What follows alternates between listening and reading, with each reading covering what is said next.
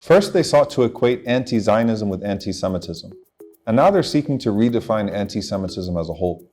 The thing about America's pro-Israel legislation is that it's never really coherent, nor is it constitutional.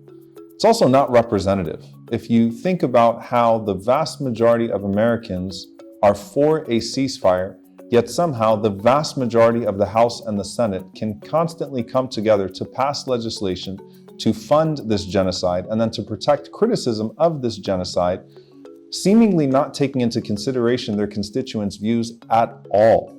This is the problem with the state of affairs that we are in right now. According to this new act, the redefinition of anti-Semitism makes calling Israel a racist state or declaring it an apartheid state potentially anti-Semitic. That would mean that every respectable human rights organization in the world, including Israeli human rights organizations, are anti-Semitic. That would mean that Nelson Mandela was anti-Semitic. That would mean that Desmond Tutu, Malcolm X, Angela Davis, Fred Hampton Jr., James Baldwin, and the list goes on and on, were all anti-Semites. That would mean that the millions of Americans of conscience that are standing up across college campuses and across the entire nation to declare that they refuse to do business as usual while this country continues to invest in this genocide and protect it, that would mean that they are all anti-Semitic. Most Americans are sick and tired of the legislation. Most Americans are sick and tired of the gaslighting. Most Americans see right through Israel's propaganda machine. You see, if you were to go into the encampments across the country, you would notice a significant Jewish pro-Palestinian set of protesters at every single encampment.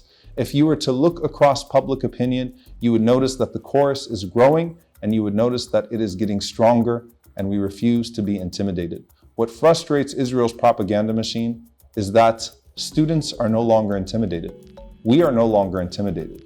And what is happening in Congress is clearly a sign of the disconnect between the government and the people. You have to ask yourself, why is it that Congress can legislate at lightning speed in the interests of a foreign nation that is on trial for genocide at the ICJ, while the president seeks to protect the Israeli prime minister from an ICC arrest warrant, while Americans are struggling to get food on the table and struggling with their basic medical needs? This government is certainly not for the people. It's certainly not for justice. But we, the people, will stand for justice regardless of the intimidation.